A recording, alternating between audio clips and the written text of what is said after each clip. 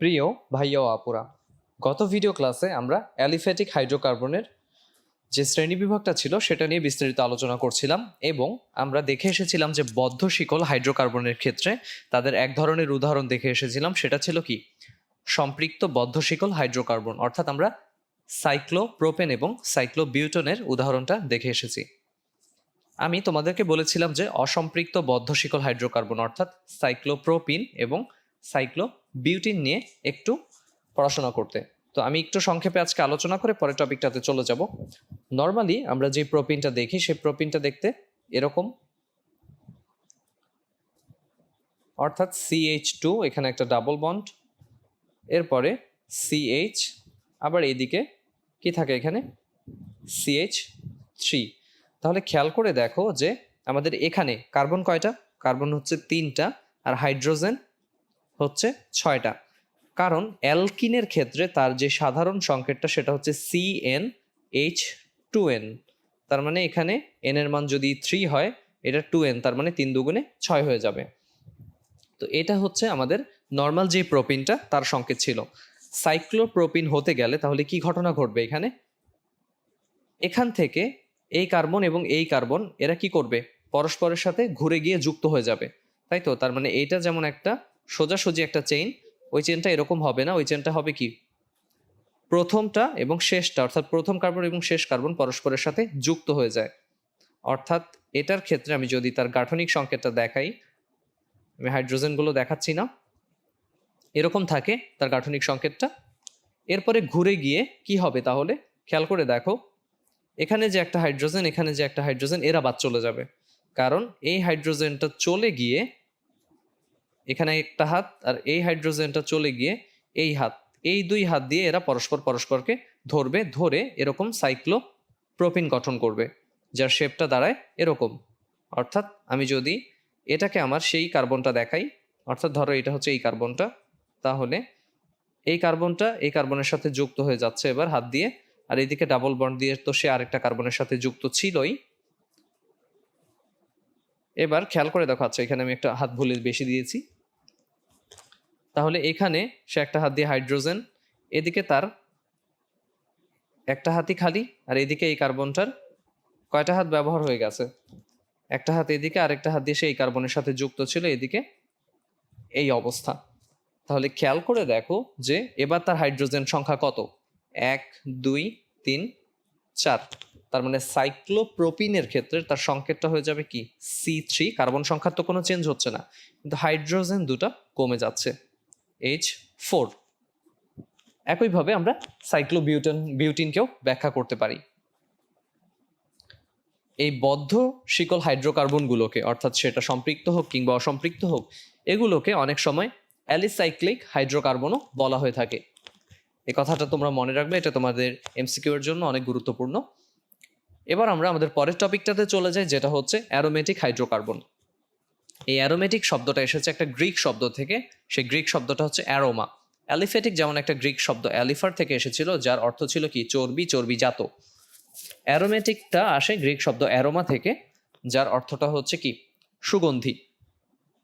তাহলে এই অ্যারোমেটিক বা অ্যারোমা শব্দের অর্থটা হচ্ছে সুগন্ধ। প্রথমে যে অ্যারোমেটিক যৌগগুলো পাওয়া গিয়েছিল সেগুলো ছিল সুগন্ধযুক্ত, তাই তাদের নামটা এ ধরনের করা হয়েছে।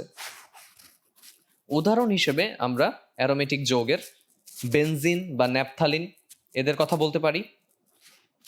অ্যারোমেটিক যৌগগুলো সাধারণত 5, 6 কিংবা 7 সদস্যের সমতলীয় যৌগ, তার মানে তারা 2D নট 3D। এগুলোতে একান্তর দ্বিবন্ধন থাকে, অর্থাৎ পর্যায়ক্রমে কার্বন কার্বন একটি একক বন্ধন এবং তারপরে একটি দ্বিবন্ধন। আমরা উদাহরণে চলে যাই। এখানে প্রথমে আমরা যে উদাহরণটা দেখতে পাচ্ছি সেটা হচ্ছে বেনজিন।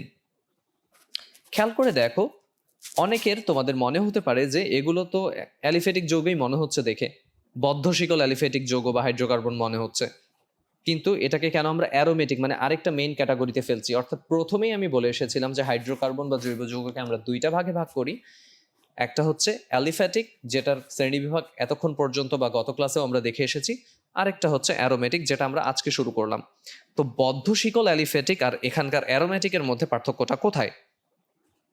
খেয়াল করে দেখো যে অ্যারোমেটিক যৌগটা এখানে বেনজিনের কথাই যদি বলি, তার সংকেতটার দিকে আমরা একটু লক্ষ্য করি, C6H6, এখানে 6টা কার্বন এবং 6টা হাইড্রোজেন রয়েছে, এবং কার্বনগুলোর পরস্পরের সাথে যুক্ত হওয়ার প্রবণতাটা দেখো, এখানে কিন্তু প্রতিটা কার্বন পরস্পরের সাথে যুক্ত এবং তারা একটা চক্রের মতন সৃষ্টি করছে, যেটা হচ্ছে কি, যে যৌগটাকে আমরা বলতে পারি চাক্রিক। এবং এই চাক্রিক যৌগটাতে হাইড্রোজেন প্রতিটা কার্বনের সাথে একটা একটা একটা একটা করে, এবং এগুলোতে একান্তর দ্বিবন্ধন থাকে, যেটা হচ্ছে আমাদের অ্যারোমেটিক যৌগের অন্যতম একটা প্রধান বৈশিষ্ট্য। এই একান্তর দ্বিবন্ধনটা কি? এই একান্তর দ্বিবন্ধনটা আমরা এবার খেয়াল করব যে এই জায়গাটাতে বেনজিনে তুমি খেয়াল করো যে 6টা কার্বন রয়েছে, এই কার্বন পরস্পর ডাবল বন্ড, ঠিক তারপরের কার্বন কার্বন বন্ডটা কিন্তু সিঙ্গেল, আবার তারপরে ডাবল বন্ড কার্বন কার্বন, এরপরে আবার সিঙ্গেল, আবার ডাবল বন্ড, আবার সিঙ্গেল। তো এই যে এখানে একটা আমরা প্যাটার্ন লক্ষ্য করছি কি, এখানে ডাবল বন্ড, এখানে ডাবল বন্ড, এখানে ডাবল বন্ড, তার মানে একটা ডাবল বন্ড হবে, তারপরে গ্যাপ দিয়ে, অর্থাৎ এই অংশটাতে গ্যাপ মানে একটা সিঙ্গেল বন্ড, এরপরে আবার ডাবল বন্ড, আবার গ্যাপ দিয়ে সিঙ্গেল বন্ড, আবার এখানে কি ডাবল বন্ড। তার মানে এইটাকে আমরা বলছি একান্তর দ্বিবন্ধন। তার মানে একটার পর একটা বা একটাকে বাদ রেখে আরেকটা। এবং আমাদের অ্যারোমেটিক যৌগের আধুনিক ধারণা মতে অ্যারোমেটিক যৌগ হতে হবে কি, তাদের কিছু ক্রাইটেরিয়া আছে, সেটা হচ্ছে সে চাক্রিক হবে, সে সমতলীয় হবে, তার মানে 2D হবে, এরপরে সে একান্তর দ্বিবন্ধন যুক্ত হবে, তাই তো, এবং সে বিশেষ ধরনের অসম্পৃক্ততা প্রদর্শন করবে। তো এই বিশেষ ধরনের অসম্পৃক্ততা তোমাদেরকে আমি এই শ্রেণীতে দেখাবো না, এটা তোমরা পরবর্তী শ্রেণীতে অর্থাৎ এইচএসসিতে উঠলে দেখতে পাবে আমার এই ভিডিও ক্লাসে, বা তোমরা অন্য কারো ক্লাসেও ফলো করতে পারো আমাদের 10 মিনিট স্কুলের। তাহলে এই বিশেষ ধরনের অসম্পৃক্ততায় আমরা দেখবো যে, যেহেতু আমরা ডাবল বন্ড এখানে দেখতেই পাচ্ছি, তার মানে বুঝতেই পারছো এটা কি অসম্পৃক্ত যৌগ, তাই তো। তো বিশেষ ধরনের অসম্পৃক্ততা কেন? কারণ তারা কখনো কখনো সম্পৃক্ততা প্রদর্শন করে, এই জন্যই তাদের অসম্পৃক্ততাটাকে বিশেষ ধরনের অসম্পৃক্ততা বলা হয়। এবার আরেকটা জিনিস, সেটা হচ্ছে কি, যে আমরা বেনজিনকে এইভাবে কেন প্রকাশ করছি, অর্থাৎ এই ছবিটার কারণ কি, খেয়াল করে দেখো, এখানে আমাদের যে স্ট্রাকচারটা, বেনজিনের আসল যে স্ট্রাকচারটা সেটা হচ্ছে এটা। তাহলে এটার সাথে এটার মিলটা কোথায় বা তফাৎটা কোথায়? এখানে এই যে কার্বন হাইড্রোজেন যে বন্ধনগুলো, সেগুলোকে আমরা কি এখানে আর দেখাচ্ছি না। তার মানে এই যে এটা একটা ষড়ভুজ, তার প্রতিটা কোণায় তাহলে কি আছে, একটা করে কার্বন আছে, এবং সেই কার্বনের সাথে একটা করে হাইড্রোজেন যুক্ত আছে, এটা তোমাকে বুঝে নিতে হবে।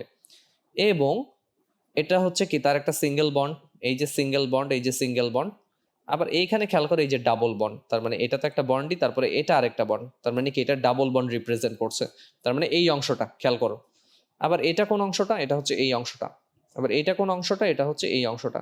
তো অনেকটা হিজিবিজি হয়ে গেছে, আমি অনেকটা জিনিস মুছে দিই এবার। তাহলে খেয়াল করে দেখো, এবার তোমাদের কি অনেকটা ইজি হয়ে গেল বুঝতে। তাহলে এইভাবেও আমরা বেনজিনকে প্রদর্শন করতে পারি। আবার আরেকটা জিনিস, এখানে বেনজিনটার ক্ষেত্রে তার ষড়ভুজ বা তার যে ফিগারটা, তার ডাবল বন্ডগুলোর পজিশন কি এখানেই হবে, মানে এখানেই হতে হবে এরকম ভাবে তার একান্ত দ্বিবন্ধন না, ডাবল বন্ড এখানেও হতে পারে, এখানে, এখানে, মানে সে এই প্যাটার্নটা ফলো করতে পারে, অথবা এটা। এটা কিভাবে সংগঠিত হয়? বেনজিনের দুইটা একই জিনিস, তার মানে এটা যা, এটাও তা, দুই দিকে একইমুখী তীর চিহ্ন দিয়ে দিলাম আমি। এই ঘটনাটা ঘটে রেজোনেন্সের মাধ্যমে। এই রেজোনেন্সও খুব গুরুত্বপূর্ণ একটা টপিক তোমাদের এইচএসসির জন্য, তখন আমরা এটা নিয়ে বিস্তারিত আলোচনা করব, এই রেজোনেন্সটা নিয়ে। তো এখন আপাতত এটা নিয়ে আর আলোচনা বাড়াচ্ছি না। আরেকটা উদাহরণ আমরা দেখে নিতে পারি, সেটা হচ্ছে কি, সেটা হচ্ছে ন্যাপথালিন। তো বেনজিনের ক্ষেত্রে আমরা যেমন এখানে একটা চক্র দেখতে পাচ্ছি, এরকম দেখতে শেপটা। ন্যাপথালিনের ক্ষেত্রে দেখো তার সংকেতটা হচ্ছে কি C10H8। তাহলে লক্ষ্য করলে দেখো যে এখানে এই বেনজিনেরই মতন দুইটা জিনিস পরস্পরের সাথে যুক্ত রাখা আছে, তাই তো। তার মানে ন্যাপথালিনটা মনে রাখা সহজ, তুমি দুইটা বেনজিনকে পাশাপাশি জোড়া লাগিয়ে দিলেই কি ন্যাপথালিন পেয়ে যাচ্ছ। এবং খেয়াল করে দেখো তার এই স্ট্রাকচারটাও কি এই জিনিসটাকেই রিপ্রেজেন্ট করছে। তার মানে এই যে এখানে একটা ষড়ভুজ, এখানে একটা ষড়ভুজ, তার প্রতিটা কর্নারে এখানে কি কার্বন আছে, এবং সেই কার্বনের সাথে হাইড্রোজেনটা আছে, যেটা কি আমরা দেখতে পাচ্ছি না। তার মানে তুমি এই স্ট্রাকচার দেখলেই বলে দিবে এটা হচ্ছে বেনজিন। আবার এই স্ট্রাকচারটা দেখলেই তুমি বলে দিবে কি এটা হচ্ছে ন্যাপথালিন। তাহলে এই ছিল আমাদের অ্যারোমেটিক যৌগ সংক্রান্ত আলোচনা। এবার অ্যারোমেটিক যৌগ কি এই শুধু বেনজিন এবং ন্যাপথালিনই? না, অ্যারোমেটিক যৌগ আরো আছে। সেই অ্যারোমেটিক যৌগগুলো আমি এখানেই একটু দেখাই খুব ছোট করে। যেমন এই জিনিসটাকে আমি বলছি কি বেনজিন C6H6।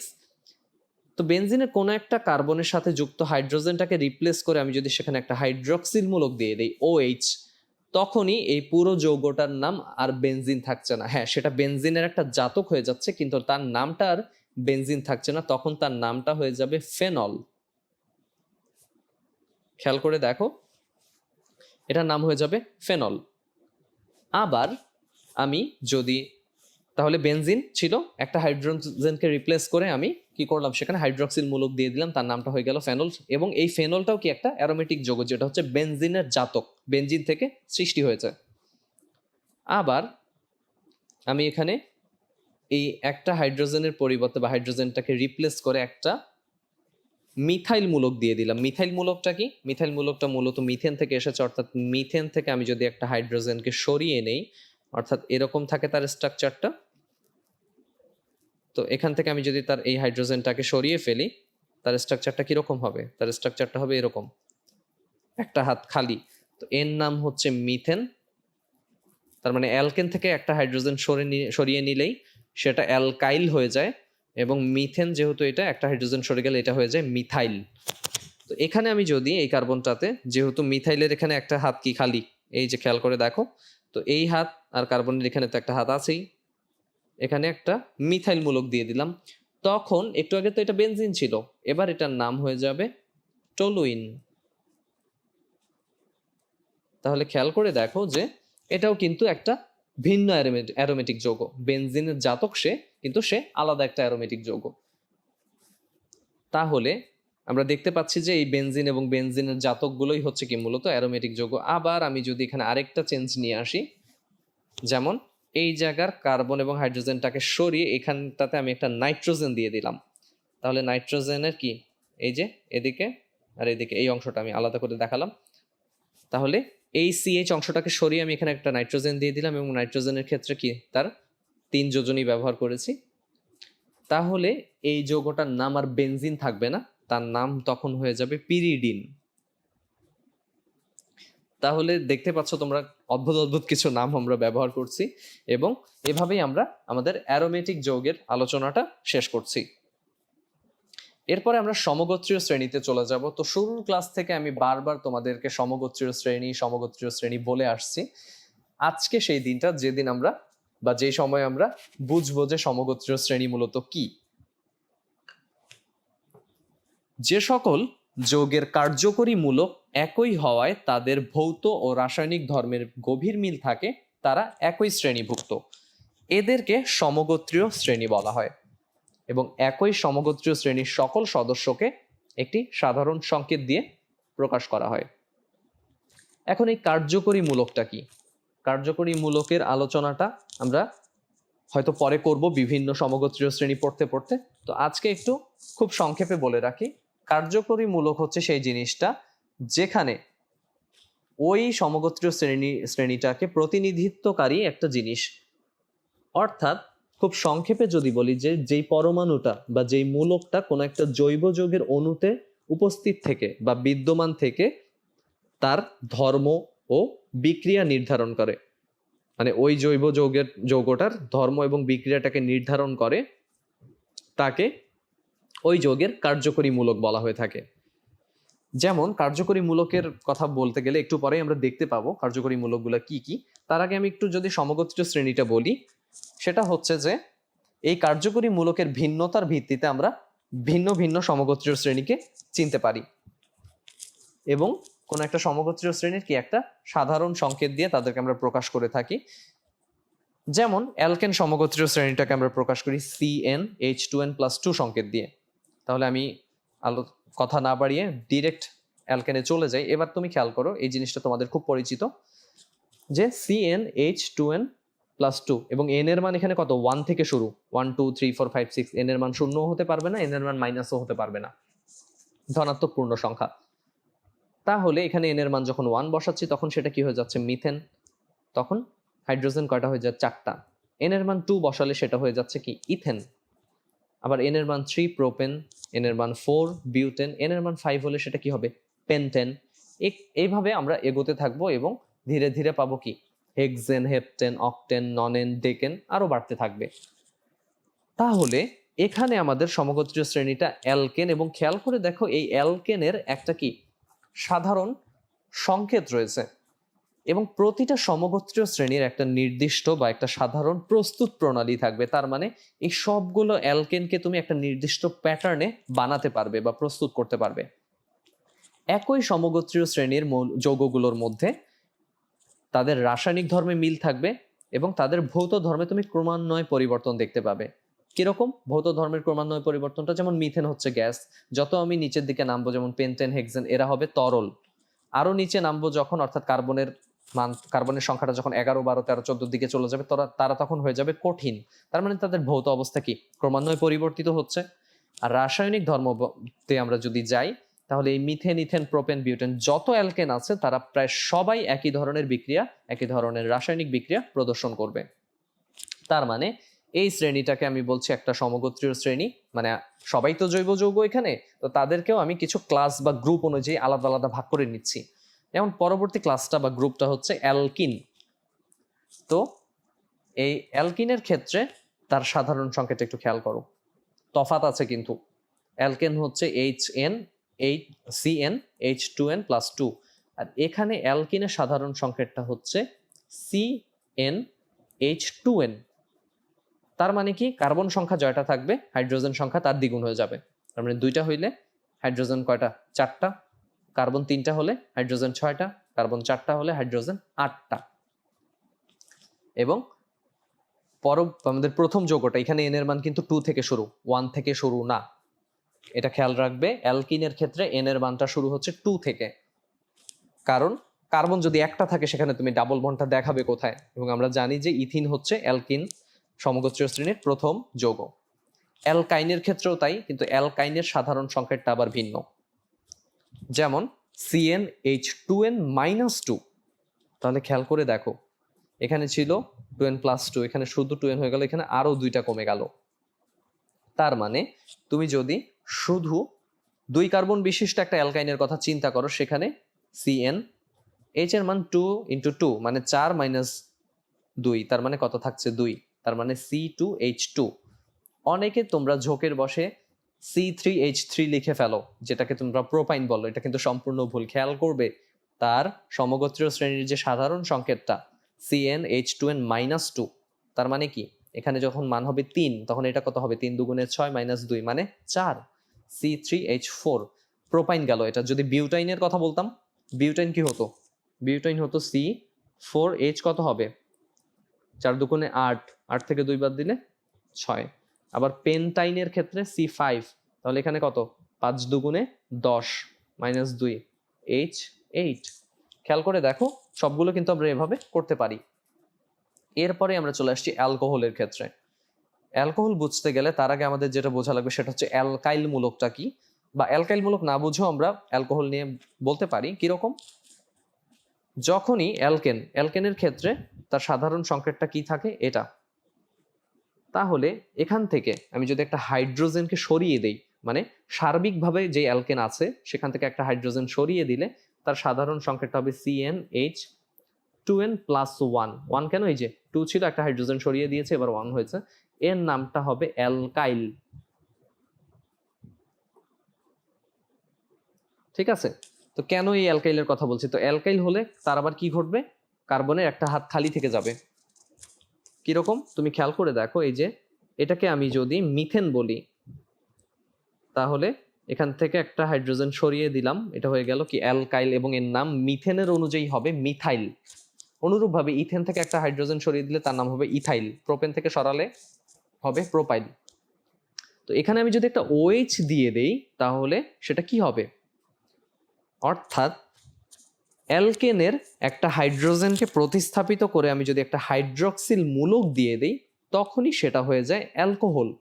এবং অ্যালকেনের পূর্বের নাম অনুসারে তার নামটা হয় কিরকম? যেমন এটা আগে ছিল কি মিথেন, তাই তো? যখনই আমি একটা হাইড্রোজেনকে রিপ্লেস করলাম বা প্রতিস্থাপিত করে OH দিয়ে প্রতিস্থাপিত করলাম, এর নামটা হবে মিথানল। তার মানে মিথেনের মিথান আর শেষে অ্যালকোহলের অল, মিথানল। অথবা তুমি আরেকভাবে বলতে পারো, সেটা হচ্ছে কি মিথাইল অ্যালকোহল,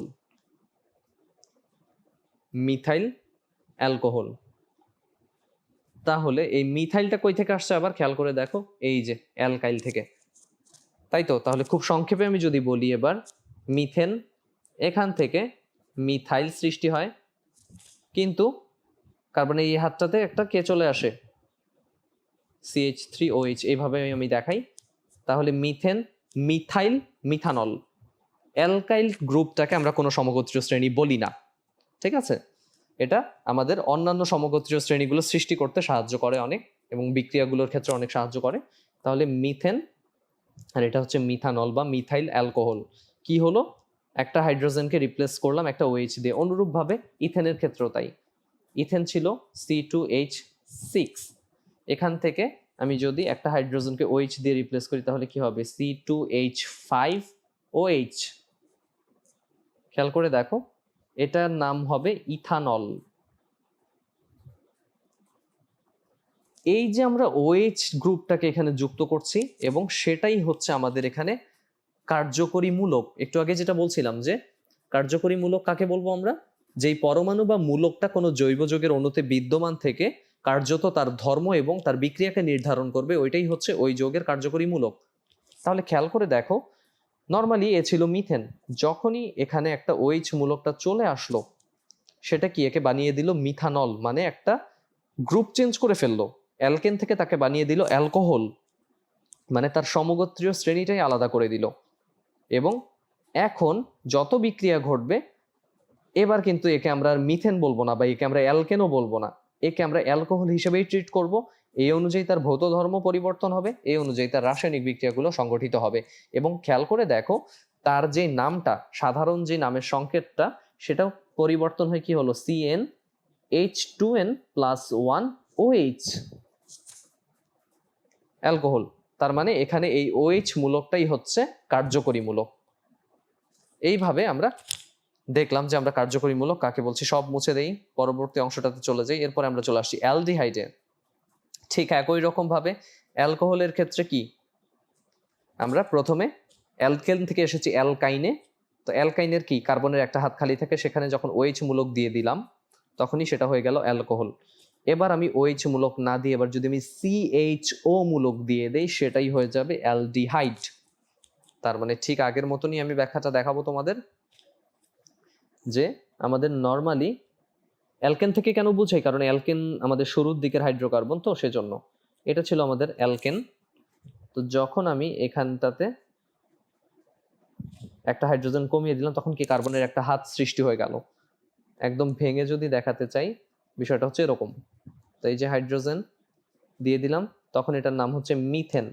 যখনই আমি হাতটা খালি করে দিলাম, এই হাতটা তো খালি, তখন এই হাতটাকে আমি এই যে এখানে সামনে দিয়ে দিলাম। তার মানে তুমি এই সংকেতটা দেখলেই বুঝবে এটা হচ্ছে অ্যালকাইলের সংকেত বা সাধারণ সংকেত।